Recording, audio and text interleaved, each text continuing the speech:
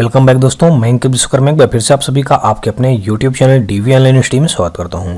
दोस्तों, जैसा सीटेट का आज हम लोग जो क्लास चल रही है हमारे यहाँ पे, यानी कि क्लास 7 पढ़ेंगे। दोस्तों, इस क्लास में दोस्तों हम लोग टोटल 100 क्वेश्चनों का डिस्कशन करेंगे। और दोस्तों ये जो क्लास होगी हमारी बाल विकास एवं शिक्षा शास्त्र से संबंधित क्लास होगी, यानी कि CDP हमारी क्लास होगी। CDP का क्लास आज हम लोग दोस्तों 7 नंबर का क्लास पढ़ेंगे। और इस क्लास में दोस्तों आपको बता दूं, जो पिछले कुछ वर्षों में जो सीटेट के एग्जाम हुए हैं उन क्वेश्चनों में जितने भी बाल विकास एवं शिक्षा शास्त्र से रिलेटेड क्वेश्चन जो पूछे गए हैं उन्हीं सारे क्वेश्चनों को यहाँ पे हल किया गया है।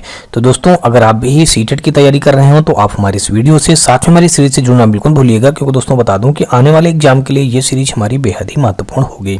और दोस्तों आपको बता दूं कि आप हमारे व्हाट्सएप और टेलीग्राम ग्रुप से जुड़ सकते हैं। इसके लिए दोस्तों आपको इसी वीडियो के डिस्क्रिप्शन में हमारे व्हाट्सएप और टेलीग्राम ग्रुप का लिंक मिल जाएगा, जहां से आप लोग आसानी से जुड़ करके इन सारे क्वेश्चनों का हल सहित PDF भी प्राप्त कर सकते हैं और अपने किसी प्रकार के क्यूरी या डाउट को वहां पे भेज करके उसका सोल्यूशन भी प्राप्त कर सकते हैं। और दोस्तों, अगर आपको वीडियो और ये चीज हमारी पसंद आए तो आप हमारी वीडियो को लाइक करिएगा, अपने दोस्तों में ज्यादा से ज्यादा शेयर करिएगा। और दोस्तों, यदि आप चैनल पे पहली बार आए हो तो चैनल को सब्सक्राइब कर बेल घंटी जरूर दबा लीजिएगा। तो चलिए दोस्तों, हम लोग स्टार्ट करते हैं आज अपना क्लास 7 का पहला क्वेश्चन। तो पहला क्वेश्चन दोस्तों हमारा ये रहा। तो दोस्तों यहाँ पे हमारा पहला क्वेश्चन जो दिया गया है, यहाँ पे कहा गया है कि सीखना है, यानी कि ये लिखा थोड़ा सा गड़बड़ यहाँ पे टाइप हुआ है दोस्तों, देख लीजिएगा। यहाँ पे लिखा सीखना है, व्यवहार में परिवर्तन, अनुभव तथा अभ्यास का परिणाम, व्यवहार में अपेक्षाकृत स्थायी परिवर्तन, उपरोक्त सभी। तो सीखना जो है दोस्तों वो व्यवहार में परिवर्तन करना भी होता है, अनुभव तथा अभ्यास का परिणाम भी होता है, व्यवहार में अपेक्षाकृत स्थायी परिवर्तन भी होता है। तो कुल मिलाकर के अगर हम यहाँ पे देखेंगे तो एक का हमारा डी के साथ एक क्वेश्चन क्या हो जाएगा, राइट बन जाएगा, उपरोक्त सभी। नेक्स्ट क्वेश्चन हम लोग दोस्तों देखते हैं, यहाँ पे हमारा डी क्वेश्चन क्या हो जाएगा, राइट हो जाएगा। नेक्स्ट हमारा जो यहाँ पे दिया गया है सेकंड नंबर क्वेश्चन, यहाँ पे कहा गया है कि व्यवहारिक क्षमताओं में वह सापेक्ष स्थायी परिवर्तन जो कि प्रबलित अभ्यास का परिणाम होता है उसे क्या कहते हैं? अधिगम कहते हैं, अभिप्रेरणा कहते हैं, अभिवृत्ति कहते हैं, अभिक्षमता कहते हैं। यहाँ पे दोस्तों समझिएगा क्या कहा है, क्वेश्चन में कहा गया कि व्यवहारिक क्षमताओं में वह सापेक्ष स्थायी परिवर्तन जो कि प्रबलित अभ्यास का परिणाम होता है उसको क्या कहते हैं? अधिगम कहा जाएगा कि अभिप्रेरणा कहा जाएगा, अभिवृत्ति कहा जाएगा, अभिक्षमता कहा जाएगा। तो दोस्तों अगर देखेंगे इसको तो दो का हमारा जो हो जाएगा राइट आंसर, ए के साथ ये क्वेश्चन क्या हो जाएगा, यानी कि अधिगम कहा जाएगा। दो का ए के साथ ये क्वेश्चन क्या हो जाएगा, बिल्कुल राइट हो जाएगा। नेक्स्ट क्वेश्चन देखते हैं हम लोग तीसरा नंबर। और तीसरा नंबर क्वेश्चन हमारा यहाँ पे कहा गया है कि एक बालक जो साइकिल चलाना जानता है, मोटर बाइक चलाना सीख रहा है, यह उदाहरण होगा। अब किस चीज का उदाहरण होगा? क्वेश्चन में ये कहा गया कि एक जो बालक है जो साइकिल चलाना जानता है, क्या चला लेता है? साइकिल चला लेता है, लेकिन वो क्या करता है? मोटर बाइक चलाना सीख रहा है। तो यह उदाहरण होगा क्षैतिज अधिगम अंतरण का, ऊर्ध्व अधिगम अंतरण का, द्विपार्श्विक अधिगम अंतरण का, कोई भी अधिगम अंतरण नहीं। तो इसका दोस्तों जो राइट आंसर बन जाएगा, मैं आपको बता दूं कि ऊर्ध्व अधिगम अंतरण का, यानी कि बी के साथ हमारा ये क्वेश्चन क्या हो जाएगा, राइट बन जाएगा। चलिए अगला क्वेश्चन हम लोग देखते हैं। 3 का बी हो गया, देखेंगे चौथा नंबर क्वेश्चन। और चौथा नंबर हमारा क्वेश्चन यहाँ पे दिया गया है, कहा गया है कि जब मानव शरीर के एक भाग को दिए गए प्रशिक्षण का अंतरण दूसरे भाग में हो जाता है तो इसे कहते हैं ऊर्ध्व अंतरण, क्षैतिज अंतरण, द्विपार्श्विक अंतरण, उपरोक्त में से कोई नहीं। तो यहाँ पे क्वेश्चन में कहा गया जब मानव शरीर के एक भाग को दिए गए प्रशिक्षण का अंतरण दूसरे भाग में हो जाता है तो इसको क्या कहेंगे? ऊर्ध्व अंतरण, क्षैतिज अंतरण, द्विपार्श्विक अंतरण, उपरोक्त में से कोई नहीं। तो इसका जो राइट आंसर हो जाएगा दोस्तों, तो द्विपार्श्विक अंतरण, यानी कि मानव शरीर के एक भाग से दिए गए प्रशिक्षण का दूसरे भाग में हो जाता है, तो ऐसे स्थिति को हम द्विपार्श्विक अंतरण कहते हैं। तो यानी कि 4 का देखा जाए तो दोस्तों हमारा कौन सा राइट हो जाएगा? 4 का सी के साथ क्वेश्चन क्या होगा, राइट हो जाएगा। नेक्स्ट क्वेश्चन देखते हैं। 4 के बाद दोस्तों 5 नंबर क्वेश्चन। और 5 नंबर क्वेश्चन में लिखा है शब्द आइडेंटिकल एलिमेंट्स, यानी कि समान तत्व। आइडेंटिकल एलिमेंट्स का दोस्तों अगर हिंदी रूपांतरण देखें तो हो जाएगा समान तत्व। निम्न से गहन संबंध रखता है। समान परीक्षा प्रश्न से, सहयोगियों से ईर्षा, अधिगम स्थानांतरण, समूह निर्देशन। तो दोस्तों इसका जो राइट आंसर हमारा बन जाएगा अधिगम स्थानांतरण, यानी कि 5 का देखा जाए तो हमारा सी के साथ ये क्वेश्चन क्या हो जाएगा, राइट बन जाएगा। नेक्स्ट क्वेश्चन देखते हैं। 5 के बाद दोस्तों हम लोग छठा नंबर क्वेश्चन देखेंगे, और छठा नंबर क्वेश्चन हमारा जो दिया गया है, यहां पे कहा गया है कि अधिगम अंतरण का थॉर्नडाइक सिद्धांत कहा जाता है। अधिगम अंतरण का थॉर्नडाइक सिद्धांत को क्या कहा जाता है? समानता सिद्धांत कहा जाता है दोस्तों, अनुरूप तत्वों का सिद्धांत कहा जाएगा, औपचारिक नियमों का सिद्धांत कहा जाएगा, या उपरोक्त में से कोई नहीं कहा जाएगा। तो दोस्तों यहाँ पे देखा जाएगा तो 6 का हमारा कौन सा राइट आंसर बन जाएगा? 6 का हमारा बी, यानी कि अनुरूप तत्वों का सिद्धांत हमारा इस क्वेश्चन का क्या हो जाएगा, राइट आंसर बन जाएगा। यानी कि अधिगम अंतरण का थॉर्नडाइक सिद्धांत क्या कहा जाता है दोस्तों? अनुरूप तत्वों का सिद्धांत कहा जाता है।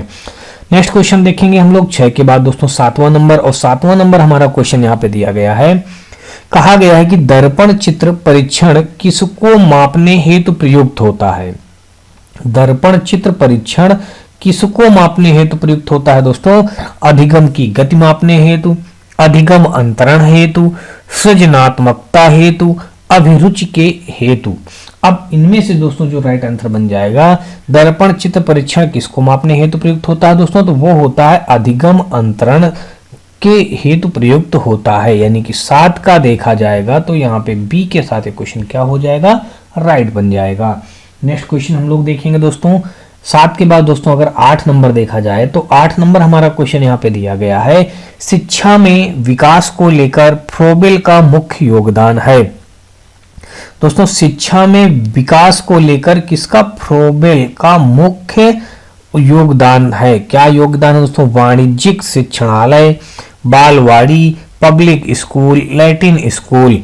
तो दोस्तों इसका जो राइट आंसर बन जाएगा, आपको बता दूं कि यहाँ पे बालवाड़ी इस क्वेश्चन का क्या हो जाएगा, राइट आंसर बन जाएगा। 8 का देखा जाएगा दोस्तों तो 8 का हमारा बी के साथ ये क्वेश्चन क्या हो जाएगा, बिल्कुल राइट हो जाएगा।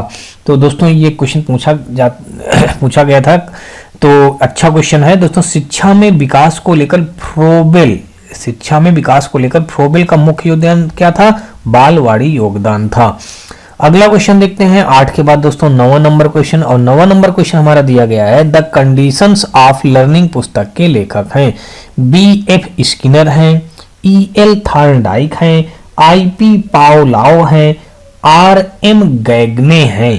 तो दोस्तों द कंडीशन ऑफ लर्निंग पुस्तक के लेखक, यहाँ पे पुस्तक का नाम बताया गया दोस्तों, द कंडीशन ऑफ लर्निंग पुस्तक के जो लेखक हैं वो B.F. स्किनर हैं, E.L. थॉर्नडाइक हैं, I.P. पावलोव हैं, R.M. गैगने हैं। दोस्तों गैगने लिखा है, मैगने नहीं कहा जाएगा, गैगने लिखा है, R.M. गैगने हैं।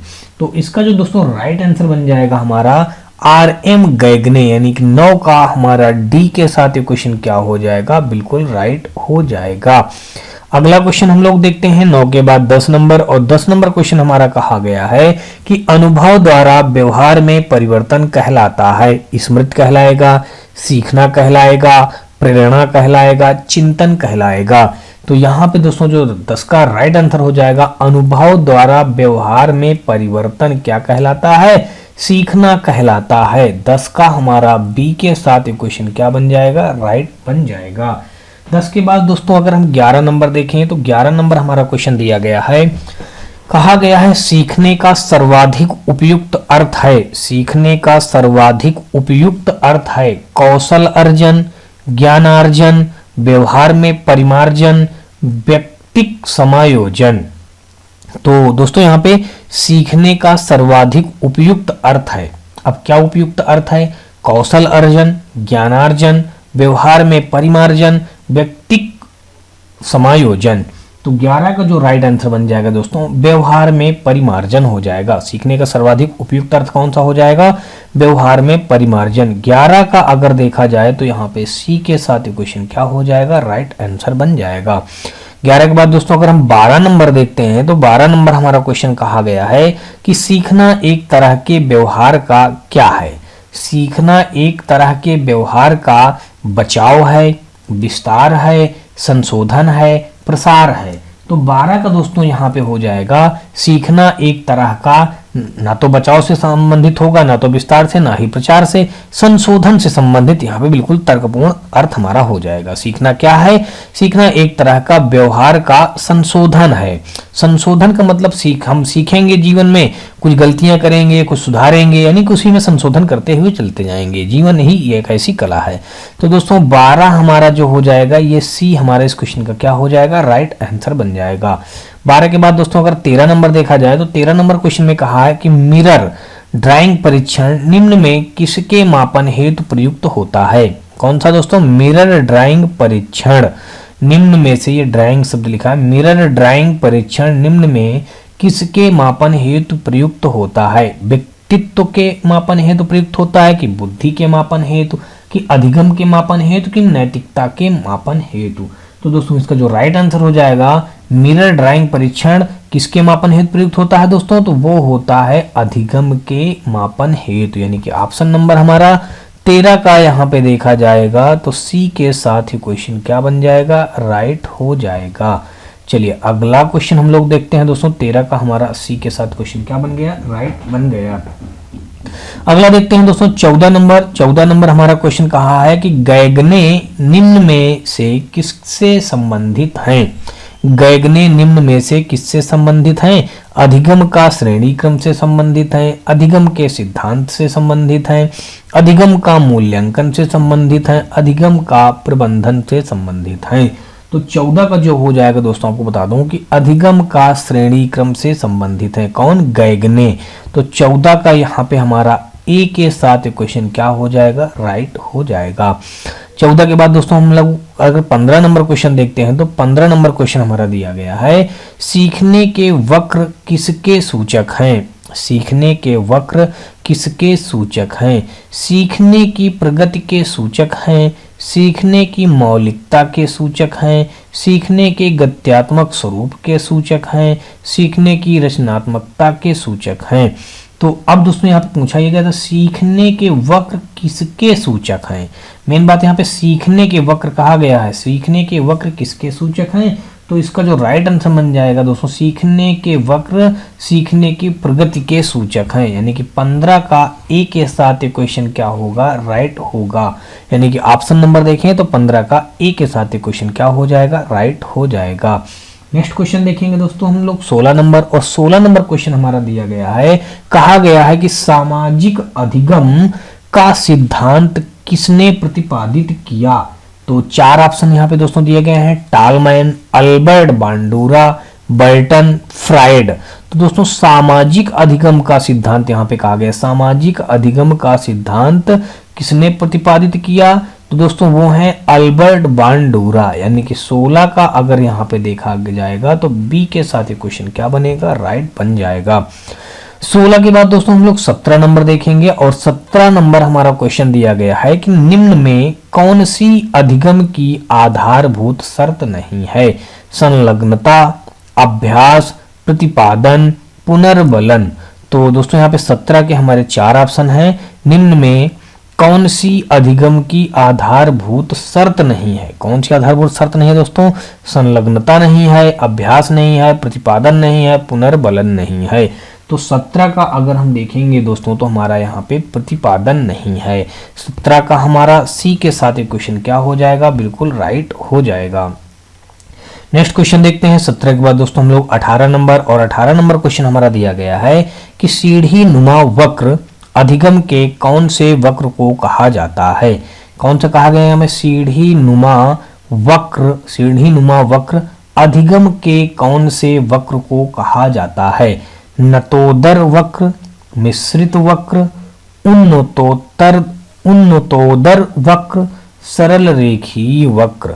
तो 18 का दोस्तों यहाँ पे हमारा जो राइट आंसर बन जाएगा, आपको बता दूं कि मिश्रित वक्र हमारा सीढ़ी नुमा वक्र अधिगम के कौन से वक्र को कहा जाता है? तो मिश्रित वक्र को कहा जाता है। 18 का हमारा यहाँ पे बी के साथ क्वेश्चन क्या बनेगा? राइट बन जाएगा। अगला क्वेश्चन हम लोग देखते हैं दोस्तों। अब यहाँ पे 18 के बाद 19 नंबर हमारा क्वेश्चन दिया गया है, कहा यह गया है कि सहायताशील या सहयोगशील कहा जाए, तो भी वही बात है दोस्तों, या तो फिर सहायताशील कह दिया जाए या फिर सहयोगशील कह दिया जाए। अधिगम में शिक्षक का दायित्व होता है।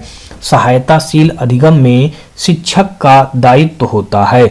समूह रचना निर्धारण की, पर्याप्त संसाधन सामग्री एकत्रीकरण की, बैठक की उपयुक्त सुविधा प्रदान करने की, उपरयुक्त सभी की। तो यहाँ पे 19 का जो हमारा राइट बनेगा दोस्तों, यानी कि सहायताशील अधिगम में शिक्षक का दायित्व, समूह रचना निर्माण की भी होती है, पर्याप्त संसाधन सामग्री एकत्रितकरण की भी होती है, बैठक की उपयुक्त सुविधा प्रदान करने की भी होती है, उपरयुक्त सभी। यानी कि 19 का अगर हम देखेंगे तो 19 का डी के साथ क्वेश्चन क्या हो जाएगा, राइट हो जाएगा। 19 के बाद हम लोग दोस्तों 20 नंबर क्वेश्चन देखेंगे, और 20 नंबर क्वेश्चन में हमारा दिया गया है कि कौन सा कारक सीखने के अंतर्दृष्टि सिद्धांत को प्रभावित करने वाला नहीं है। अब दोस्तों यहाँ पे नहीं है पूछा गया है, देख लीजिएगा। अब आप करने वाला सिद्धांत नहीं बताना है, वो करने वाला नहीं है जो वो वाला सिद्धांत बताना है। कहा गया कौन सा कारक सीखने के अंतर्दृष्टि सिद्धांत को प्रभावित करने वाला नहीं है। अब कौन सा नहीं है, व्यक्तित्व नहीं है, प्रत्यक्षीकरण नहीं है, बुद्धि नहीं है, अनुभव नहीं है। तो इसका जो राइट आंसर हो जाएगा दोस्तों, आपको बता दूं कि अंतर्दृष्टि सिद्धांत को प्रभावित करने वाला नहीं है। कौन नहीं है दोस्तों, व्यक्तित्व नहीं है, और बाकी प्रत्यक्षीकरण, बुद्धि, अनुभव ये सभी हैं, लेकिन व्यक्तित्व नहीं है। तो 20 का यहाँ पे अगर हम देखेंगे तो ए के साथ ये क्वेश्चन क्या हो जाएगा, राइट हो जाएगा। अगला क्वेश्चन देखेंगे अब 21 नंबर क्वेश्चन, और 21 नंबर क्वेश्चन हमारा दिया गया, कहा गया है कि शिक्षा में निर्मितवादी सिद्धांत को कितने भागों में वर्गीकृत किया गया है। शिक्षा में निर्मितवादी सिद्धांत को कितने भागों में वर्गीकृत किया गया है, 4 या 2 या फिर 3 या फिर दोस्तों 5।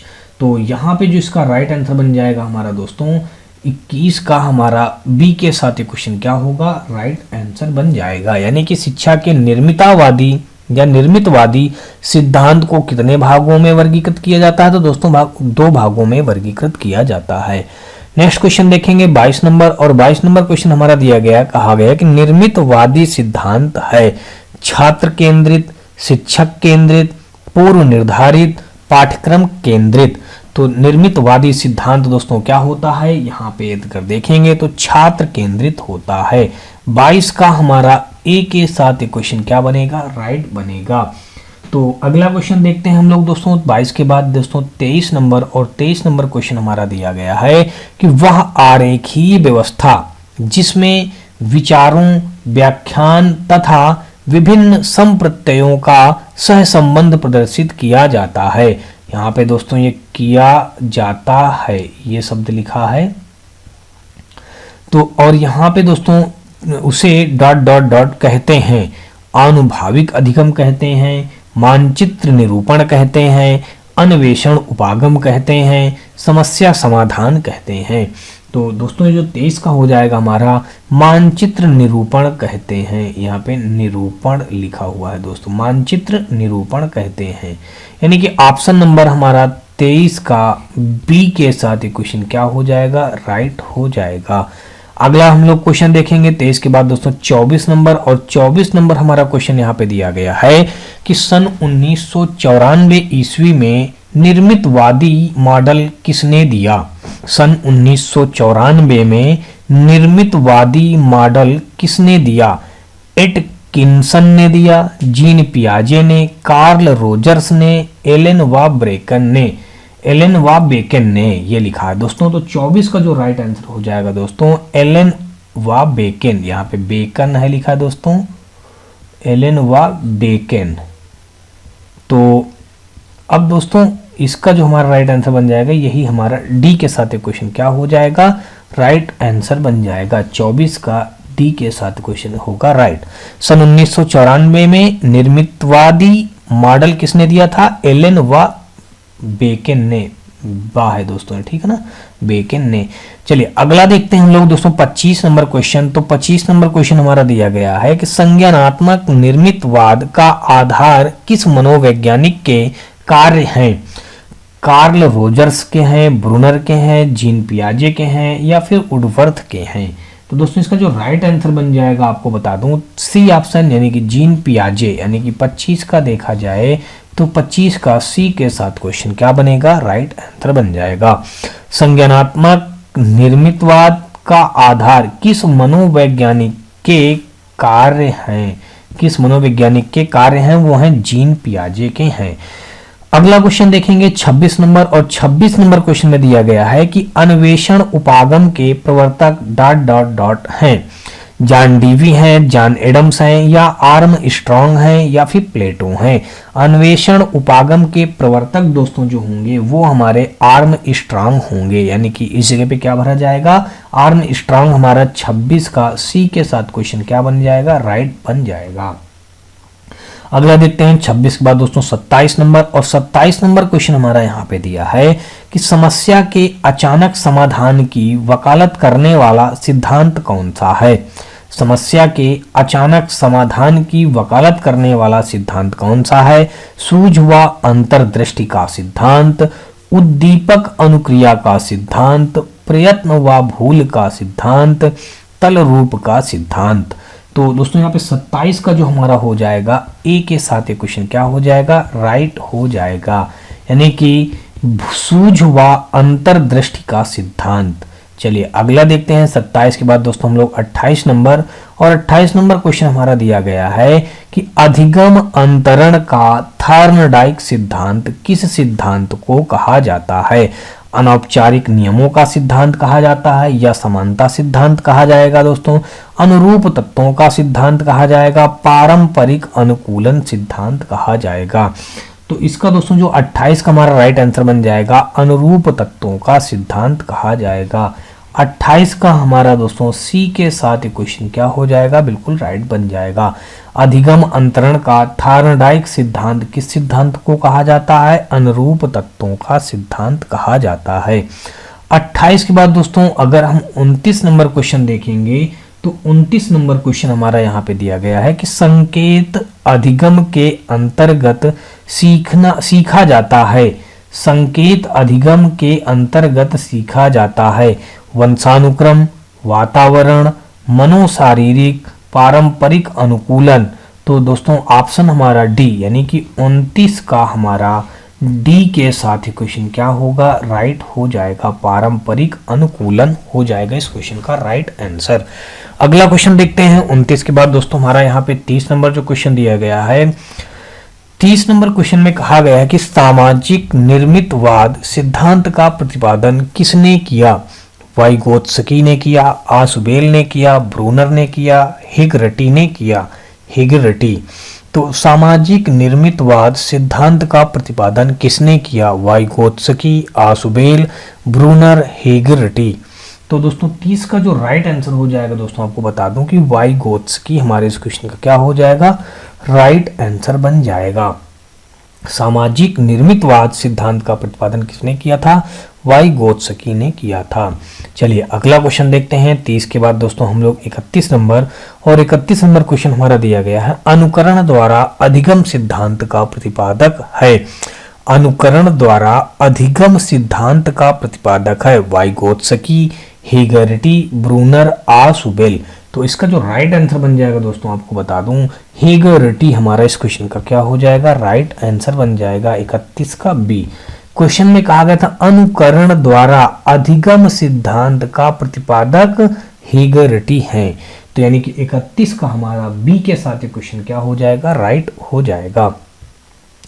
अगला देखेंगे 32 नंबर, और 32 नंबर क्वेश्चन में कहा गया कि व्यवहारवाद पर आधारित अधिगम सिद्धांतवादी इस विश्वास को मानते हैं कि वातावरण व्यक्ति को बदल सकता है, सभी प्रकार का व्यवहार सीखा जा सकता है, सभी व्यक्ति सब कुछ सीख सकता है, बालक स्वाभाविक अधिगम करता है। व्यवहारवाद पर आधारित अधिगम सिद्धांतवादी इस विश्वास को मानते हैं कि सभी प्रकार का व्यवहार सीखा जा सकता है, यानी कि ऑप्शन नंबर देखा जाए तो 32 का बी के साथ क्वेश्चन क्या हो जाएगा, राइट हो जाएगा। 32 के बाद दोस्तों हम लोग 33 नंबर देखते हैं, और 33 नंबर क्वेश्चन हमारा कहा गया है कि संरचनात्मक अधिगम सिद्धांत का जनक कौन सा है। संरचनात्मक अधिगम सिद्धांत का जनक कौन सा है दोस्तों, ब्रूनर है, आसुबेल है, कार्ल रोजर्स है, हेगरटी है। तो यहाँ पे 33 का जो राइट आंसर बन जाएगा हमारा 33 का ए, यानी कि ब्रूनर हमारे इस क्वेश्चन का क्या हो जाएगा, राइट आंसर हो जाएगा। 33 का ए ऑप्शन हमारा इस क्वेश्चन का क्या बनेगा, राइट आंसर बन जाएगा। अगला देखते हैं दोस्तों 33 के बाद 34 नंबर, और 34 नंबर हमारा क्वेश्चन दिया गया है कि आउट ऑफ बॉक्स चिंतन किस चिंतन को कहा जाता है। आउट ऑफ बॉक्स चिंतन किस चिंतन को कहा जाता है। अभिसारी चिंतन, आलोचनात्मक चिंतन, आगमन चिंतन, शौली चिंतन। तो दोस्तों इन चार ऑप्शनों में अगर हम देखें तो 34 का हमारा सी यानी कि आगमन चिंतन इस क्वेश्चन का क्या हो जाएगा, बिल्कुल राइट आंसर बन जाएगा। 34 का हमारा सी के साथ ये क्वेश्चन क्या बनेगा, राइट आंसर बन जाएगा। 34 के बाद दोस्तों हम लोग 35 नंबर देखते हैं, और 35 नंबर हमारा क्वेश्चन यहाँ पे दिया गया है कि जीन पियाजे के अनुसार संज्ञानात्मक विकास की वह अवस्था जिसमें वस्तु स्थायित्व करते हैं। संवेदीय इंद्रियगत अवस्था, मूर्त संक्रियात्मक अवस्था, पूर्व संक्रियात्मक अवस्था, औपचारिक संक्रियात्मक अवस्था। तो इन चार ऑप्शनों में दोस्तों हम बता दें आपको, जो 35 का जो हमारा राइट आंसर बन जाएगा दोस्तों यहाँ पे संवेदीय इंद्रियगत अवस्था, संवेदीय इंद्रियगत अवस्था, यानी कि ऑप्शन नंबर 35 का हमारा ए के साथ एक क्वेश्चन क्या बनेगा, राइट बन जाएगा। क्वेश्चन में कहा गया था जीन पियाजे के अनुसार संज्ञानात्मक विकास की वह अवस्था जिसमें वस्तु स्थायित्व करते हैं, तो इंद्रियगत अवस्था में स्थायित्व करते हैं, या फिर संवेदीय अवस्था भी आप कह सकते हैं। अगला देखते हैं दोस्तों 36 नंबर, और 36 नंबर क्वेश्चन पे हमारा दिया गया है कि अधिगम के सभी सिद्धांतों में से पुनर्बलन के सिद्धांत को सर्वश्रेष्ठ सिद्धांत कौन सा मनोवैज्ञानिक मानता है। थॉर्नडाइक मानता है, हल मानता है, स्किनर मानता है, वुडवर्थ मानता है।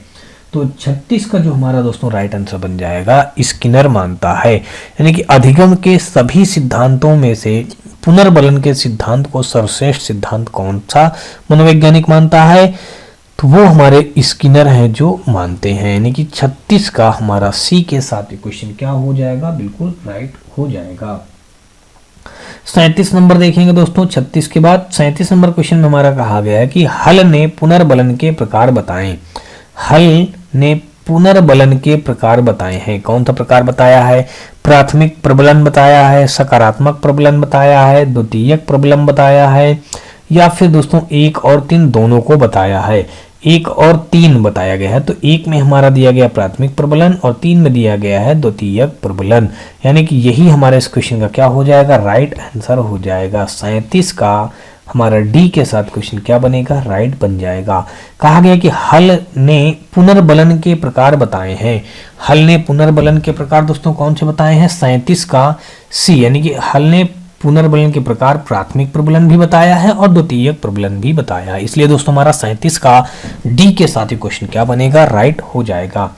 अगला देखेंगे 38 नंबर, और 38 नंबर क्वेश्चन हमारा दिया गया है कि कार्यात्मक प्रतिबद्धता सिद्धांत में स्किनर ने किस पर प्रयोग किया था। तो दोस्तों आपको बता दूं कि स्किनर जो थे, आपको पता होगा कि सफेद चूहे पर प्रयोग किया था और कबूतर पर प्रयोग किया था, दोनों पे प्रयोग किया है, इसलिए दोस्तों हमारा यहाँ पे डी ऑप्शन क्या हो जाएगा, इस क्वेश्चन का राइट आंसर हो जाएगा। 38 का डी के साथ ये क्वेश्चन क्या बनेगा, राइट, 1 व 2 दोनों। कार्यात्मक प्रतिबद्धता सिद्धांत में स्किनर ने सफेद चूहे और कबूतर दोनों पर प्रयोग किया था। कौन सा, कार्यात्मक प्रतिबद्धता सिद्धांत को किसने प्रतिपादित किया, स्किनर ने प्रतिपादित किया था, और किन पे प्रयोग किया था, सफेद चूहा और कबूतर पर प्रयोग किया था। चलिए 38 के बाद दोस्तों 39 नंबर देखते हैं क्वेश्चन। 39 नंबर क्वेश्चन पे दिया गया है कि सक्रिय अनुबंधन सिद्धांत का प्रतिपादक है CL Skinner, BF Skinner, Claude Leopold, हल, पाओलाओ। तो दोस्तों 39 का जो राइट आंसर बन जाएगा, आपको बता दूं कि BF स्किनर, यानी कि स्किनर हमारे, यानी कि BF स्किनर, CL स्किनर अलग है और BF स्किनर दोस्तों अलग है। तो सक्रिय अनुबंधन सिद्धांत का प्रतिपादन BF स्किनर ने 39 का बी के साथ क्वेश्चन क्या हो जाएगा, राइट हो जाएगा। चलिए अगला देखते हैं 39 के बाद दोस्तों अगर हम 40 नंबर देखें तो 40 नंबर क्वेश्चन हमारा ये रहा, और इसमें कहा गया है कि क्रिया प्रसूत अनुबंधन सिद्धांत के अन्य नाम हैं। कार्यात्मक प्रतिबद्धता सिद्धांत, आरएस थ्योरी, अनुक्रिया उद्दीपन सिद्धांत, उपर्युक्त सभी। तो 40 का जो हमारा हो जाएगा दोस्तों डी, यानी कि क्रिया प्रसूत अनुबंधन सिद्धांत, अन्य नाम से कार्यात्मक प्रतिबद्धता सिद्धांत के नाम से भी जाना जाता है, आरएस थ्योरी नाम से भी जाना जाता है, अनुक्रिया उद्दीपन सिद्धांत नाम से भी जाना जाता है। तो इसका मतलब दोस्तों 40 का हमारा डी यानी कि उपर्युक्त सभी के साथ क्वेश्चन क्या बन जाएगा, राइट बन जाएगा। क्रिया प्रसूत अनुबंधन सिद्धांत के अन्य नाम कौन कौन से हैं दोस्तों, कार्यात्मक प्रतिबद्धता भी आप कह सकते हैं, आरएस थ्योरी भी कह सकते हैं, अनुक्रिया उद्दीपन सिद्धांत भी कह सकते हैं। इसलिए दोस्तों 40 का डी के साथ क्वेश्चन राइट बनेगा। और हम लोग अगला देखते हैं 41 नंबर क्वेश्चन। 41 नंबर क्वेश्चन पे यहाँ पे कहा गया है कि जब 41 नंबर क्वेश्चन में कहा गया कि एक अध्यापक कक्षा के विद्यार्थियों को प्रत्येक क्रिया के उपरांत पुनर्बलन देता है तो वह पुनर्बलन का कौन सा प्रकार है, सतत पुनर्बलन है, निश्चित अंतराल पुनर्बलन है, निश्चित अनुपात पुनर्बलन है, परिवर्तनशील पुनर्बलन है। तो इसका जो राइट आंसर बन जाएगा दोस्तों आपको बता दो कि सतत पुनर्बलन हो जाएगा, यानी कि 41 का हमारा ए के साथ क्वेश्चन क्या बनेगा, राइट आंसर हो जाएगा। अगला देखेंगे हम लोग 41 के बाद दोस्तों 42 नंबर, और 42 नंबर क्वेश्चन पे कहा गया है कि रेखीय अभिक्रमित अनुदेशन का प्रतिपादक है बी.एफ. स्किनर, वाल्टर, क्राउडर और गिलबर्ट। तो 42 का जो राइट आंसर बन जाएगा दोस्तों आपको बता दूं कि बी.एफ. स्किनर हो जाएगा। रेखीय अभिक्रमित अनुदेशन का प्रतिपादक है बी.एफ. स्किनर, यानी कि 42 का ए के साथ क्वेश्चन क्या बन जाएगा, हमारा ए के साथ क्वेश्चन राइट हो जाएगा। अगला देखेंगे 42 के बाद दोस्तों हम लोग 43 नंबर क्वेश्चन देखेंगे, और 43 नंबर क्वेश्चन हमारा दिया गया है कि निम्न में से शाखीय अभिक्रमित अनुदेशन का जनक है Norman E Crowder, BF. Skinner, Thorndike, Gilbert. तो दोस्तों इस क्वेश्चन का जो हमारा राइट आंसर बन जाएगा, निम्न में से शाखीय अभिक्रमित अनुदेशन का जनक कौन सा है, Norman E Crowder, BF. Skinner, Thorndike और गिलबर्ट। तो 43 का हमारा यहाँ पे राइट आंसर बन जाएगा दोस्तों A option, Norman E Crowder. 43 का ए के साथ क्वेश्चन क्या हो जाएगा, बिल्कुल राइट। दोस्तों यहाँ पे 44 नंबर क्वेश्चन दिया गया, कहा गया कि मैथेटिक्स अभिक्रमित अनुदेशन का प्रतिपादक प्रवर्तक कौन है, स्किनर, गिलबर्ट, क्राउडर, एडलर। तो दोस्तों मैथेटिक्स अभिक्रमित अनुदेशन का प्रतिपादक दोस्तों कौन है, वो है गिलबर्ट हैं। तो 44 का देखा जाएगा तो बी के साथ क्वेश्चन क्या हो जाएगा, राइट हो जाएगा। नेक्स्ट क्वेश्चन देखते हैं 44 के बाद 45 नंबर, और 45 नंबर क्वेश्चन हमारा दिया गया है कि आनुभाविक अधिगम सिद्धांत का प्रतिपादन किस मनोवैज्ञानिक ने किया, कार्ल मार्क्स ने किया था, कार्ल हूपर ने किया था, कार्ल रोजर्स ने किया था, कार्ल लेफ्ट ने किया था। तो इसका जो राइट आंसर बन जाएगा दोस्तों कार्ल रोजर्स, हमारा 45 का सी के साथ एक क्वेश्चन क्या हो जाएगा, राइट बन जाएगा। नेक्स्ट क्वेश्चन देखते हैं दोस्तों 45 के बाद 46 नंबर, और 46 नंबर क्वेश्चन हमारा ये दिया गया है, जेरोम एस ब्रूनर ने संज्ञानात्मक विकास की कितनी अवस्थाएं बताई हैं। जेरोम एस ब्रूनर ने संज्ञानात्मक विकास की कितनी अवस्थाएं बताई हैं, 4, 5, 6, 3। तो दोस्तों इसका जो राइट आंसर बन जाएगा हमारा 3 इस क्वेश्चन का क्या हो जाएगा, राइट आंसर हो जाएगा। चलिए अगला क्वेश्चन देखते हैं हम लोग 46 के बाद दोस्तों 47 नंबर, और 47 नंबर क्वेश्चन हमारा दिया गया है कि ब्रूनर के अनुसार संज्ञानात्मक विकास की अवस्थाएं हैं विधि निर्माण अवस्था, प्रतिमात्मक अवस्था और संकेतात्मक अवस्था, उपर्युक्त सभी। यानी कि ब्रूनर के अनुसार क्या संज्ञानात्मक विकास की अवस्थाएं कौन सी हैं। तो दोस्तों इसका जो राइट आंसर बन जाएगा उपर्युक्त सभी, यानी कि सभी ये जो है ब्रूनर के अनुसार संज्ञानात्मक विकास की अवस्थाएं हैं, डी ऑप्शन। यानी कि संज्ञानात्मक विकास की अवस्थाएं ब्रूनर के अनुसार विधि निर्माण अवस्था भी होती है, प्रतिमात्मक अवस्था भी होती है और संकेतात्मक अवस्था भी होती है। तो 47 का हमारा डी के साथ ये क्वेश्चन क्या बन जाएगा, राइट बन जाएगा। अगला देखेंगे 48 नंबर, और 48 नंबर क्वेश्चन पे हमारा दिया गया है कि चिंतन के विकास हेतु निम्न में से क्या महत्वपूर्ण है, संप्रत्ययों का उचित विकास, ज्ञान व अनुभूतियों की पर्याप्तता, अभिप्रेरणा की निश्चितता, उपर्युक्त सभी। तो दोस्तों 48 का जो हमारा हो जाएगा उपर्युक्त सभी, यहाँ पे भी हमारा इस क्वेश्चन का क्या बनेगा, राइट आंसर। 48 का डी के साथ ही क्वेश्चन क्या आ जाएगा, बिल्कुल राइट हो जाएगा।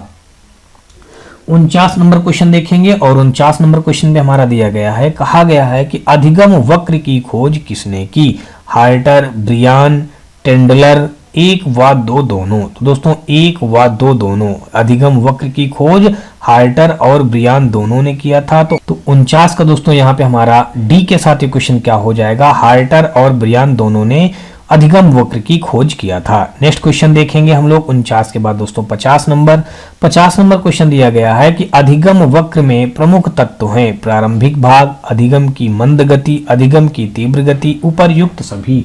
तो 50 का दोस्तों हमारा यहाँ भी हो जाएगा उपर्युक्त सभी, यानी कि 50 का डी के साथ ये भी क्वेश्चन क्या हो जाएगा, राइट हो जाएगा। अगला देखेंगे दोस्तों 50 के बाद 51 नंबर, और 51 नंबर हमारा क्वेश्चन दिया गया है कि जब पूर्व ज्ञान नवीन परिस्थितियों को सीखने पर किसी भी प्रकार से कोई प्रभाव नहीं डालता है तो यह कहलाता है अधिगम का शून्य स्थानांतरण, अधिगम का द्विपक्षीय स्थानांतरण, अधिगम का क्षैतिज स्थानांतरण, अधिगम का सकारात्मक स्थानांतरण। तो इसका जो राइट आंसर हो जाएगा दोस्तों, जब पूर्व ज्ञान यानी कि अधिगम नवीन परिस्थितियों को सीखने पर किसी भी प्रकार से कोई प्रभाव नहीं डालता है तो यह क्या कहलाता है दोस्तों, अधिगम का शून्य स्थानांतरण कहलाता है। 51 का ए के साथ क्वेश्चन क्या हो जाएगा, राइट हो जाएगा। अगला देखेंगे 51 के बाद दोस्तों 52 नंबर, और 52 नंबर हमारा क्वेश्चन दिया गया है कि सूझ या फिर अंतर्दृष्टि द्वारा अधिगम मनोविज्ञान के किस संप्रदाय की देन है? व्यवहारवाद की देन है, निर्मितवाद की देन है, गेस्टाल्टवाद की देन है, मानवतावाद की देन है। तो 52 का जो हमारा हो जाएगा राइट आंसर दोस्तों हमारा 52 का सी के साथ एक क्वेश्चन क्या हो जाएगा, बिल्कुल राइट हो जाएगा, गेस्टाल्टवाद। चलिए अब यहाँ पे हम लोग अगला क्वेश्चन देखते हैं 52 के बाद दोस्तों 53 नंबर, और 53 नंबर हमारा क्वेश्चन यहाँ पे दिया गया है कि ऐसा वक्र जिसमें सीखने की गति प्रारंभ में तीव्र और बाद में मंद हो जाती है, नतोदर वक्र, उन्नतोदर वक्र, मिश्रित वक्र, सरल रेखीय वक्र। तो 53 का जो हमारा हो जाएगा राइट आंसर दोस्तों हमारा बी के साथ यानी कि उन्नतोदर वक्र, यानी कि 53 का हमारा बी के साथ ही क्वेश्चन क्या बनेगा, राइट आंसर हो जाएगा। ऐसा वक्र जिसमें सीखने की गति प्रारंभ में तीव्र और बाद में मंद हो जाती है, सीखने की गति प्रारंभ में तीव्र और बाद में मंद हो जाती है, तो वो होता है उन्नतोदर वक्र, यानी कि ऑप्शन नंबर 53 का बी के साथ ही क्वेश्चन क्या बनेगा, राइट हो जाएगा। हम लोग अगला क्वेश्चन देखेंगे दोस्तों 54 नंबर, और 54 नंबर क्वेश्चन हमारा दिया गया है, कहा गया है कि अव्यक्त अधिगम के संप्रत्यय का वर्णन अपने सिद्धांतों में किसने किया? पावलोव ने किया था, टालमैन ने किया था, वुडवर्थ ने किया था, या फिर बांडोरा ने किया था। तो इसका जो राइट आंसर दोस्तों बन जाएगा, आपको बता दूं कि टालमैन ने किया था। 54 का जो हमारा हो जाएगा यहाँ पे बी के साथ ये भी क्वेश्चन क्या होगा, राइट हो जाएगा। अव्यक्त अधिगम के समप्रत्यय का वर्णन अपने सिद्धांतों में किसने किया था? टालमैन ने किया था। अगला देखेंगे 54 के बाद दोस्तों 55 नंबर, और 55 नंबर हमारा क्वेश्चन यहाँ पे दिया गया है, अनुबंध के गोचर की शुरुआत किसके द्वारा की गई? पावलोव के द्वारा की गई थी, वर्दीमर के द्वारा की गई थी, स्किनर के द्वारा की गई थी, या अल्बर्ट बांडूरा के द्वारा की गई थी। तो 55 का जो हमारा राइट आंसर बन जाएगा दोस्तों हमारा पावलोव, इस क्वेश्चन का क्या हो जाएगा, बिल्कुल राइट आंसर हो जाएगा। 55 का ए के साथ ये क्वेश्चन क्या बनेगा, राइट हो जाएगा। अगला देखेंगे हम लोग दोस्तों 55 के बाद 56 नंबर, और 56 नंबर हमारा क्वेश्चन जो दिया है यहाँ पे कहा गया कि निम्न में से थार्नडाइक ने सीखने का नियम नहीं बताया, सीखने का नियम नहीं बताया था, तो तत्परता का नियम में था कि प्रभाव का नियम में था कि प्रशिक्षण का नियम था कि अभ्यास का नियम था? तो दोस्तों आपको बता दूं कि वो हमारा प्रशिक्षण का नियम में था, यानी कि 56 का देखा जाए तो हमारा सी के साथ ये क्वेश्चन क्या बनेगा, राइट बन जाएगा। नेक्स्ट क्वेश्चन देखेंगे 56 के बाद दोस्तों हमारा 57 नंबर, और 57 नंबर हमारा क्वेश्चन यहाँ पे दिया है कि क्रिया प्रसूत अनुबंधन के सिद्धांत का शिक्षकों के लिए कौन सा कथन निहितार्थ है? उचित व्यवहार को पुनर्बलन दिया जाना चाहिए, विद्यार्थियों को बार बार प्रयत्न करने दिया जाना चाहिए, विद्यार्थी को पर्याप्त अभ्यास करवाना चाहिए, परिवर्ती को रोचक बनाया जाए। तो 57 का यहाँ पे अगर हम देखें तो इसका जो राइट आंसर बन जाएगा दोस्तों, क्रिया प्रसूत अनुबंधन के सिद्धांत का शिक्षकों के लिए कौन सा कथन निहितार्थ है? उचित व्यवहार को पुनर्बलन दिया जाना चाहिए। 57 का अगर देखा जाएगा तो ए के साथ ये क्वेश्चन क्या हो जाएगा? राइट हो जाएगा। 57 के बाद दोस्तों 58 नंबर अगर हम देखें तो 58 नंबर हमारा क्वेश्चन यहाँ पे दिया गया है कि सरल रेखीय अधिगम वक्र को अभ्य किस नाम से जाना जाता है? शून्य त्वरित अधिगम वक्र, समान उपलब्धि वक्र, समान निष्पादन अधिगम वक्र, उपर्युक्त सभी। यानी कि 58 का दोस्तों यहाँ पे हमारा हो जाएगा उपर्युक्त सभी, यानी कि 58 का डी के साथ ये भी क्वेश्चन क्या होगा? राइट हो जाएगा। सरल रेखीय अधिगम वक्र को अभ्य किस नाम से जाना जाता है? उपर्युक्त सभी नाम से जाना जाता है। शून्य त्वरित अधिगम नाम से भी जाना जाएगा, समान उपलब्धि वक्र नाम से भी जाना जाएगा, समान निष्पादन अधिगम वक्र नाम से भी जाना जाएगा। तो कुल मिला के ये सभी नामों से कि सरल रेखीय अधिगम वक्र को अभ्य किस नाम से जाना जाता है, ये हमारा हो जाएगा इस क्वेश्चन का राइट आंसर 58 का डी।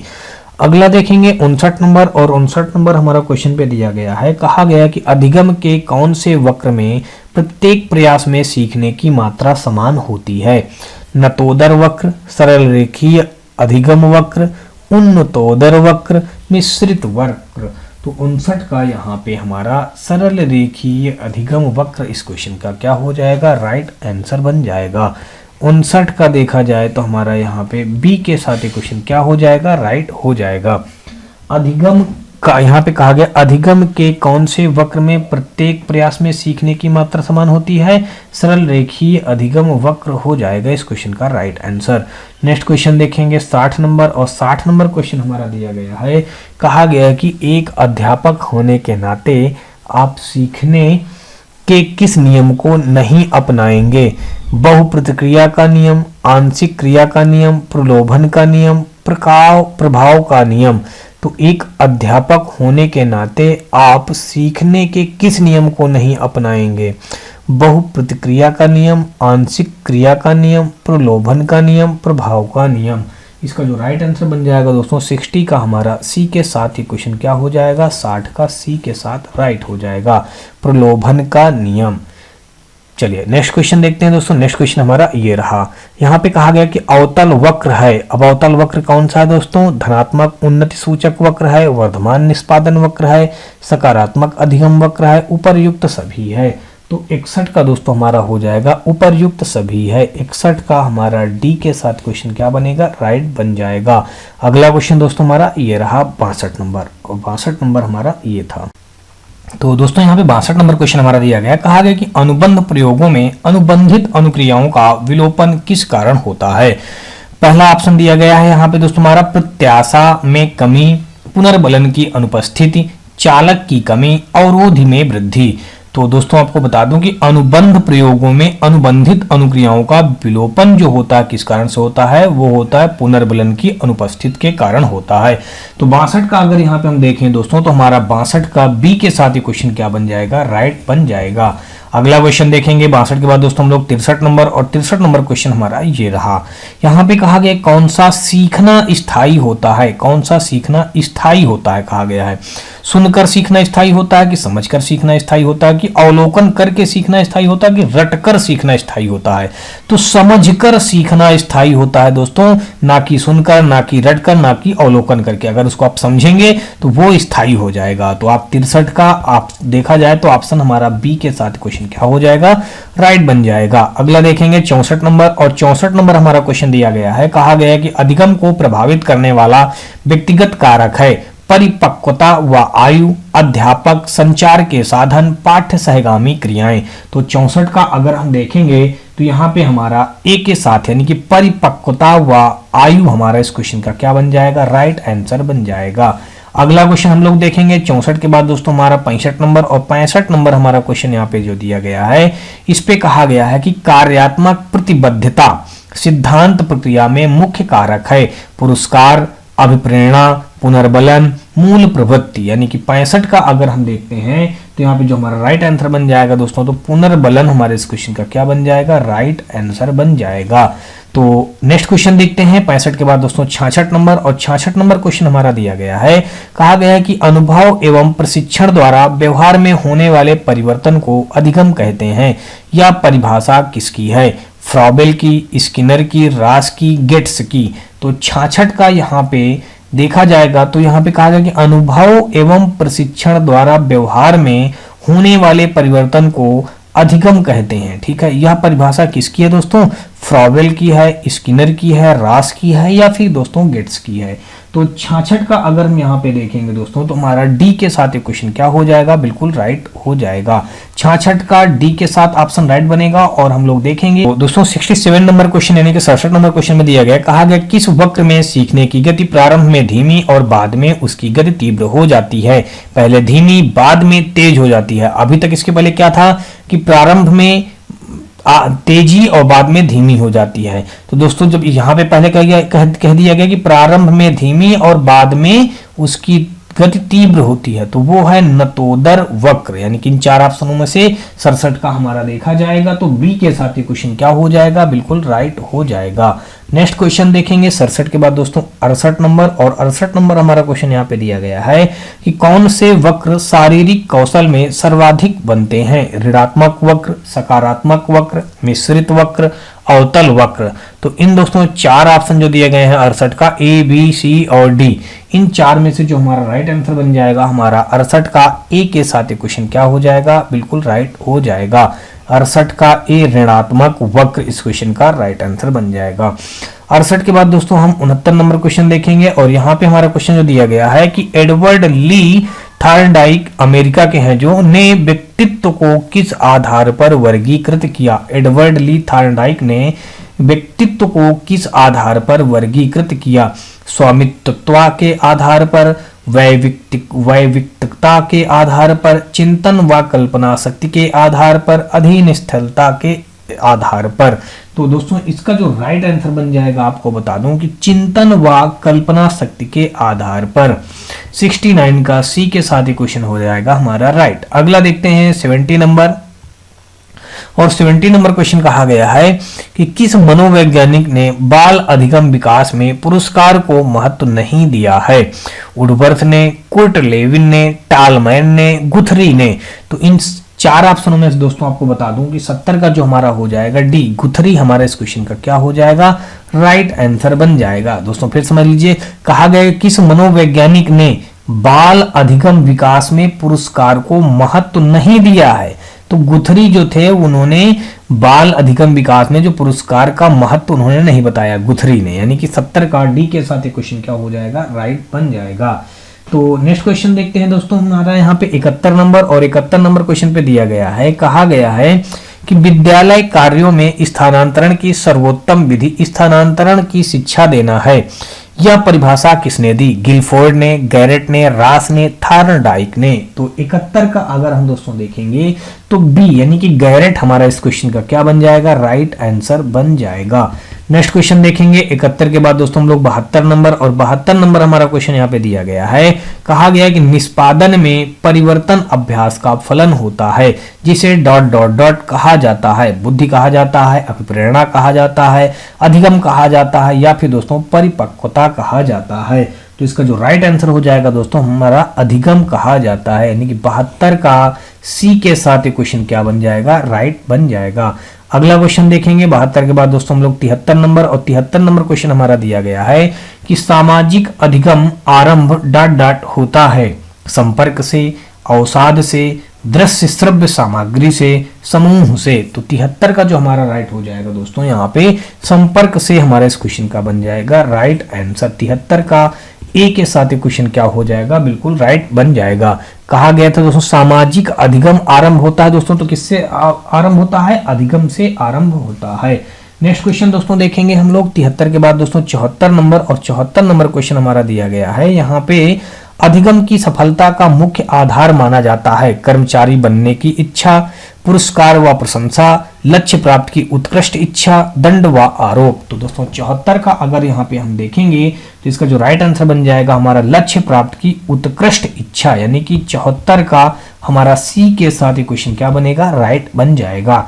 अगला देखेंगे 74 के बाद दोस्तों हम लोग 75 नंबर, और 75 नंबर क्वेश्चन पे दिया गया है कि नवीन ज्ञान और नवीन प्रतिक्रियाओं को प्राप्त करने की प्रक्रिया ही अधिगम है। यह परिभाषा किसकी है? मर्फी की है, मैकडूगल की है, क्रानबेक की है, वुडवर्थ की है। तो दोस्तों जो 75 का हमारा राइट आंसर बन जाएगा दोस्तों यहाँ पे वुडवर्थ, यानी डी के साथ ये क्वेश्चन क्या बन जाएगा, बिल्कुल राइट हो जाएगा। 75 का डी हमारा इस क्वेश्चन का क्या बनेगा, राइट आंसर। नवीन ज्ञान और नवीन प्रतिक्रियाओं को प्राप्त करने की प्रक्रिया ही अधिगम है। यह परिभाषा किसकी है, वुडवर्थ की है। अगला देखेंगे 76 नंबर, और 76 नंबर प्रश्न पे हमारा दिया गया है, कहा गया कि व्यवहार के कारण व्यवहार में होने वाले परिवर्तन को अधिगम कहते हैं। यह कथन किसका है? व्यवहार के कारण व्यवहार में होने वाले परिवर्तन को अधिगम कहते हैं। ऐसा किसने कहा था दोस्तों? तो मैकडूगल ने कहा है, स्किनर ने कहा है, पावलोव ने कहा है, या फिर दोस्तों वुडवर्थ ने कहा है। तो दोस्तों आपको बता दूं कि इसका जो 76 का हो जाएगा हमारा यहाँ पे मैकडूगल ने कहा है। 76 का ए के साथ ही क्वेश्चन क्या बनेगा, राइट बन जाएगा। अगला क्वेश्चन देखेंगे 76 के बाद दोस्तों 77 नंबर, और 77 नंबर हमारा क्वेश्चन दिया गया है, कहा है कि किन कारकों से व्यवहार में होने वाला परिवर्तन अधिगम नहीं कहलाता है? परिपक्वता, थकान, बीमारी, उपर्युक्त सभी। किन कारकों से व्यवहार में होने वाला परिवर्तन अधिगम नहीं कहलाता है?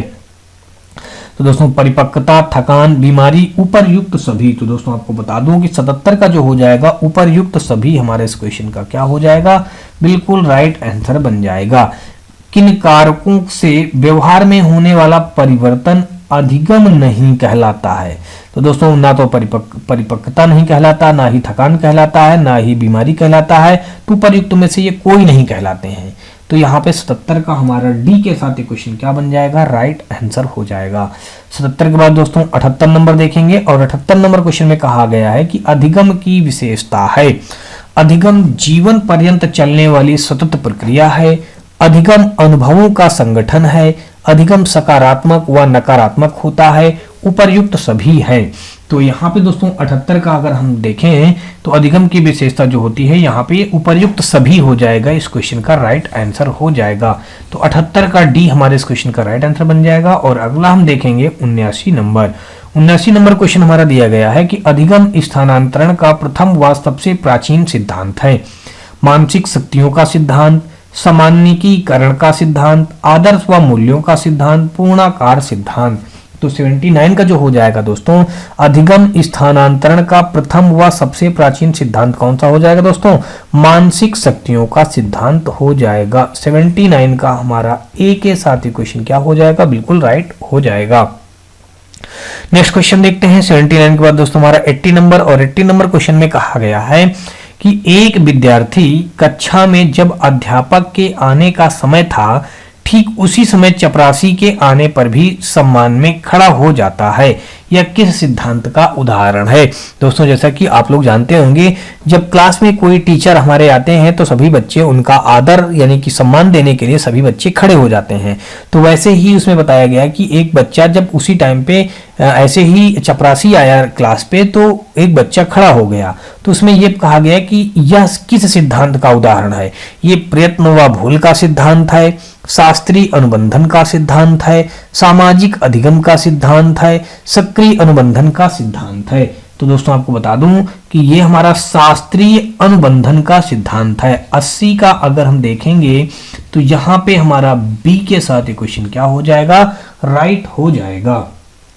हम लोग अगला देखेंगे 80 के बाद 81 नंबर। तो 81 नंबर क्वेश्चन हमारा कहा गया है कि अंतर्दृष्टि की पुष्टि करने के लिए कोहलर ने किस चिंपांजी पर प्रयोग किया था? तो शेरशाह चिंपांजी पर, श्वेत चिंपांजी पर, सुल्तान चिंपांजी पर, बादशाह चिंपांजी पर। दोस्तों आप लोगों को पता होगा कि कोहलर ने जो चिंपांजी नाम के बंदर पर ये अंतर्दृष्टि की पुष्टि करने के लिए प्रयोग किया था वो सुल्तान नाम का हमारा चिंपैंजी था जिस पर उन्होंने प्रयोग किया था। 81 का यहाँ पे हमारा सी के साथ क्वेश्चन क्या बनेगा, राइट बन जाएगा। अगला देखेंगे 82 नंबर, और 82 नंबर क्वेश्चन में कहा गया है कि सामान्यीकरण का सिद्धांत का प्रतिपादन किसने किया, स्किनर ने, बागले ने, C.H. जड़ ने, थार्नडाइक ने। तो दोस्तों 82 का यहाँ पे हमारा C.H. जड़ हमारा इस क्वेश्चन का क्या हो जाएगा, राइट आंसर बन जाएगा। 82 का सी के साथ क्या हो जाएगा, राइट हो जाएगा। 83 नंबर क्वेश्चन हम लोग देखेंगे दोस्तों। यहाँ पे 83 नंबर क्वेश्चन पे कहा गया है कि अधिगम स्थानांतरण के कौन से सिद्धांत को औपचारिक अनुशासन का सिद्धांत भी कहा जाता है। समतत्व का सिद्धांत, अव्ययी सिद्धांत, द्वितत्व सिद्धांत, मानसिक शक्तियों का सिद्धांत। तो दोस्तों आपको बता दूं इसका जो हमारा राइट आंसर हो जाएगा 83 का डी, मानसिक शक्तियों का सिद्धांत। यानी कि 83 का हमारा डी के साथ क्वेश्चन क्या बन जाएगा, राइट बन जाएगा। अगला देखेंगे हम लोग दोस्तों 83 के बाद 84 नंबर। 84 नंबर क्वेश्चन में कहा गया कि शिक्षण अधिगम प्रक्रिया को प्रारंभ करने से पूर्व एक कुशल शिक्षक को क्या करना चाहिए। कविता सुनानी चाहिए, विद्यार्थियों को दंड देना चाहिए, आराम करना चाहिए, अधिगम परिस्थितियां उत्पन्न करनी चाहिए। शिक्षण अधिगम प्रक्रिया को प्रारंभ करने से पूर्व एक कुशल शिक्षक को क्या करना चाहिए। दोस्तों तो यहाँ पे 84 का जो हमारा राइट आंसर बन जाएगा दोस्तों, अधिगम परिस्थितियां उत्पन्न करनी चाहिए। 84 का हमारा यहाँ पे डी के साथ क्वेश्चन क्या बन जाएगा, राइट बन जाएगा। 84 के बाद दोस्तों अगर हम लोग 85 नंबर देखें तो 85 नंबर क्वेश्चन हमारा दिया गया है कि अधिगम के नियम के प्रतिपादक कौन सा मनोवैज्ञानिक है। थार्नडाइक है, पावलोव है, टालमैन है, बांडुरा है। तो 85 का जो हमारा हो जाएगा दोस्तों यहाँ पे ए हमारा थार्नडाइक हो जाएगा इस क्वेश्चन का राइट आंसर। यानी कि 85 का हमारा ए के साथ क्वेश्चन क्या हो जाएगा, राइट हो जाएगा। अधिगम के नियम के प्रतिपादक कौन सा मनोवैज्ञानिक है, वो थार्नडाइक है। चलिए अगला देखते हैं 85 के बाद हम लोग 86 नंबर। 86 नंबर हमारा क्वेश्चन दिया गया है कि किस प्रकार के अधिगम के माध्यम से बालक शरीर के अंगों का संचालन करना सीख जाता है। किस प्रकार के अधिगम के माध्यम से बालक शरीर के अंगों का संचालन करना सीख जाता है।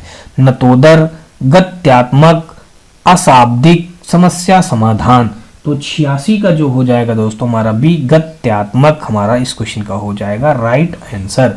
86 का बी के साथ क्वेश्चन बनेगा राइट। और देखेंगे हम लोग अगला क्वेश्चन 87 नंबर क्वेश्चन में कहा गया कि पावलोव के अनुबंधन प्रयोग में भोजन के पूर्व उपस्थित ध्वनि को डाट डाट कहा जाता है। अनुबंधित अनुक्रिया कहा जाता है, अनुबंधित प्रतिक्रिया कहा जाता है, अनानुबंधित अनुक्रिया कहा जाता है, अनुबंधित उद्दीपक कहा जाता है। तो दोस्तों इसका जो राइट आंसर बन जाएगा आपको बता दूं 87 का हमारा डी, अनुबंधित उद्दीपक कहा जाता है। पावलोव के अनुबंधन प्रयोग में भोजन के पूर्व उपस्थित ध्वनि को क्या कहा जाता है दोस्तों, तो अनुबंधित उद्दीपक कहा जाता है। 87 का हमारा यहाँ पे डी के साथ इक्वेशन क्या बन जाएगा, राइट हो जाएगा। नेक्स्ट क्वेश्चन हम लोग देखेंगे 87 के बाद दोस्तों 88 नंबर। और 88 नंबर हमारा क्वेश्चन में यहाँ पे दिया गया है कि मानसिक शक्तियों का सिद्धांत का प्रतिपादक है। वाल्फ है, थार्नडाइक है, स्पीयरमैन है, जड़ है।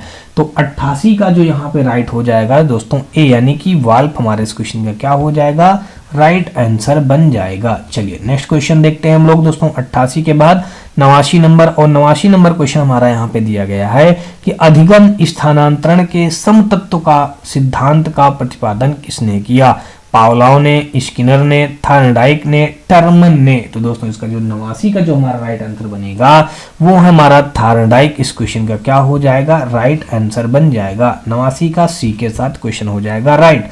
होप सो दोस्तों आपको ये सारे क्वेश्चन समझ में आ रहे होंगे। और दोस्तों आपको बता दूं कि वास्तव में यदि आप सीटेट में सीडीपी की क्लास करना चाहते हो तो आप हमारे इस वीडियो में साथ में हमारी सीरीज से जुड़ना बिल्कुल भूलिएगा, क्योंकि दोस्तों आपको बता दूं कि ये जो सीरीज हमारी चल रही है यहाँ पे जो जितने भी क्वेश्चन करवाए जा रहे हैं कि पिछले वर्षों में यानी पिछले कुछ वर्षों में जितने भी सीटेट के एग्जाम हुए हैं उन्हीं सारे क्वेश्चनों पेपर में ये सारे क्वेश्चन पूछे जा चुके हैं ये क्वेश्चन दोस्तों उन्हीं सारे क्वेश्चनों को यहाँ पे सॉल्व करवाया जा रहा है।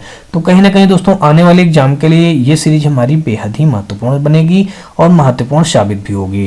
तो दोस्तों अगर आपको भी ये वीडियो सीरीज हमारी पसंद आए तो आप हमारी वीडियो को लाइक करिएगा, अपने दोस्तों को ज़्यादा से ज़्यादा शेयर करिएगा, और दोस्तों यदि आप चैनल पर पहली बार आए हो तो चैनल को सब्सक्राइब कर बेल घंटी जरूर दबा लीजिएगा। तो चलिए दोस्तों देखते हैं हम लोग अगला क्वेश्चन। तो अगला क्वेश्चन हम 89 के बाद दोस्तों देखें तो 90 नंबर क्वेश्चन हमारा ये रहा। 90 नंबर के क्वेश्चन में हमारा दिया क्या गया है दोस्तों, कहा है कि आदर्श एवं मूल्यों का सिद्धांत का प्रतिपादन किसने किया। C.H. जड़ ने किया, बागले ने किया, कोहलर ने किया, स्पीयरमैन ने किया। तो 90 का हम देखें तो बागले ने किया था, यानी कि 90 का हमारा यहाँ पे बी के साथ ये क्वेश्चन क्या बन जाएगा, राइट बन जाएगा। अगला क्वेश्चन देखेंगे 90 के बाद दोस्तों हम लोग 91 नंबर, और 91 नंबर में हमारा क्वेश्चन जो दिया गया है यहाँ पे कहा गया है कि बालकों के संज्ञानात्मक विकास को सबसे अच्छे तरीके से डॉट डॉट परिभाषित किया जा सकता है। विद्यालय एवं कक्षा में, परिवार में, खेल मैदान में, शहर में। तो दोस्तों 91 का जो हो जाएगा बालकों के संज्ञानात्मक विकास को सबसे अच्छे तरीके से परिभाषित किया जा सकता है कहां पे दोस्तों, विद्यालय एवं कक्षा में। तो 91 का ए के साथ ये क्वेश्चन क्या हो जाएगा, राइट हो जाएगा। 91 के बाद दोस्तों हमारा 92 नंबर देखें तो 92 नंबर हमारा कहा गया है कि अधिगम का क्लासिकल कंडीशनिंग सिद्धांत किसने प्रतिपादित किया। अधिगम का क्लासिकल कंडीशनिंग सिद्धांत किसने प्रतिपादित किया। थार्नडाइक ने, पावलोव ने, स्किनर ने, कार्ल रोजर्स ने। यानी कि 92 का अगर हम देखें तो 92 का जो हमारा राइट आंसर बन जाएगा बी के साथ हमारे क्वेश्चन क्या हो जाएगा, राइट हो जाएगा। 92 का दोस्तों हमारा क्या बन जाएगा, बी, यानी कि पावलोव ने इस क्वेश्चन का हमारा हो जाएगा राइट आंसर। नेक्स्ट देखेंगे 92 के बाद दोस्तों हमारा 93 नंबर क्वेश्चन, और 93 नंबर क्वेश्चन में कहा गया है कि बालक दुनिया के बारे में अपनी समझ का सृजन या निर्माण कर सकते हैं। इसका श्रेय Thorndike, Skinner, Kurt Lewin, Edwin Guthrie ने किया। किसने किया दोस्तों, तो 93 का जो हमारा हो जाएगा स्किनर ने इसका निर्माण कर सकते हैं, मतलब बालक दुनिया के बारे में अपनी समझ का निर्माण कर सकते हैं, इसका श्रेय स्किनर को जाता है। 93 का हमारा यहाँ पे बी के साथ क्वेश्चन क्या बनेगा, राइट बन जाएगा। 93 के बाद दोस्तों 94 अगर देखें तो 94 नंबर में कहा गया कि किसने अधिगम सिद्धांतों में हल का सिद्धांत सर्वश्रेष्ठ सिद्धांत बताया। थार्नडाइक ने, गैरेट ने, वुडवर्थ ने, स्किनर ने। तो 94 का यहाँ पे हो जाएगा दोस्तों स्किनर हमारा इस क्वेश्चन का क्या हो जाएगा, राइट आंसर बन जाएगा। तो यहाँ पे 94 का डी के साथ क्वेश्चन क्या बनेगा, राइट बन जाएगा। किसने अधिगम सिद्धांतों में हल का सिद्धांत सर्वश्रेष्ठ सिद्धांत बताया, स्किनर ने। 94 का हमारा डी के साथ क्वेश्चन क्या हो जाएगा, राइट हो जाएगा। 95 नंबर देखेंगे, और 95 नंबर हमारा क्वेश्चन दिया गया है, कहा गया है कि किस मनोवैज्ञानिक ने अपने सिद्धांत को संपूर्ण रूप से उद्देश्यपूर्ण एवं लक्ष्य निर्देशित अभिप्रेरणा को सीखने की बहुमूल्य प्रक्रिया का अंग बनाने का प्रयास किया। थार्नडाइक ने, रूसो ने, वाटसन ने, टालमैन ने। तो इसका जो राइट आंसर बन जाएगा दोस्तों आपको बता दूं कि थार्नडाइक हमारे इस क्वेश्चन का हो जाएगा राइट आंसर। 95 का ए के साथ क्वेश्चन क्या हो जाएगा, राइट हो जाएगा। अगला देखेंगे 96 नंबर, और 96 नंबर क्वेश्चन में कहा गया है कि निम्न में से सुमेलित युग्म नहीं है।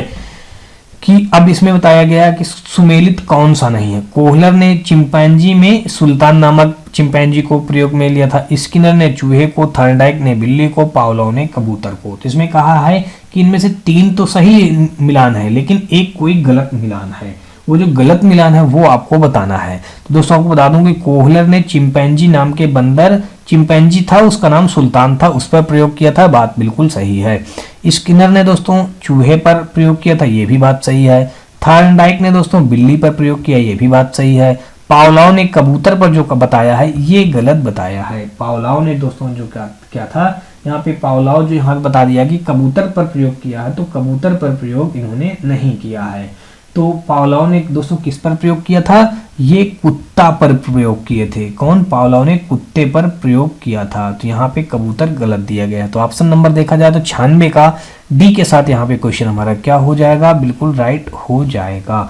अगला देखेंगे 96 के बाद दोस्तों 97 नंबर, और 97 नंबर हमारा क्वेश्चन यहाँ पे दिया गया है यहाँ पे कहा गया कि जीन पियाजे ने किसी उद्दीपन के प्रति विश्वसनीय अनुक्रिया को क्या कहा है? अमूर्त चिंतन, स्कीमा, संवेग, अभिप्रेरणा। तो 97 का दोस्तों हमारा जो राइट हो जाएगा स्कीमा कहा गया है। 97 का हमारा बी के साथ ये क्वेश्चन क्या होगा? राइट हो जाएगा। 97 के बाद दोस्तों हम लोग 98 में आ जाएंगे और 98 हमारा दिया गया कहा गया है कि अधिगम की प्रथम अवस्था में सीखने की गति डॉट डॉट होती है, तीव्र होती है, सामान्य होती है, धीमी होती है, उपर्युक्त सभी होती है। तो 98 का यहाँ पे दोस्तों जो हमारा राइट आंसर बन जाएगा धीमी होती है। 98 का हमारा सी के साथ ये क्वेश्चन क्या बनेगा? राइट बन जाएगा। अधिगम की प्रथम अवस्था में सीखने की गति क्या होती है दोस्तों? धीमी होती है। 98 का सी हमारे इस क्वेश्चन का राइट बनेगा। और अगला देखेंगे 99 नंबर। 99 नंबर क्वेश्चन पे कहा है कि एक प्रतियोगी छात्र रिक्तियां नहीं होते हुए भी नौकरी की सघन तैयारी करता है। यह अधिगम का कौन सा सिद्धांत है? पुनर्बलन सिद्धांत है, अनुक्रिया उद्दीपक सिद्धांत है, उद्दीपक अनुक्रिया सिद्धांत है, सामाजिक अधिगम सिद्धांत है। तो 99 का जो हो जाएगा हमारा बी के साथ क्वेश्चन क्या हो जाएगा? राइट आंसर हो जाएगा, यानी कि अनुक्रिया उद्दीपक सिद्धांत इस क्वेश्चन का क्या बन जाएगा? राइट आंसर बन जाएगा।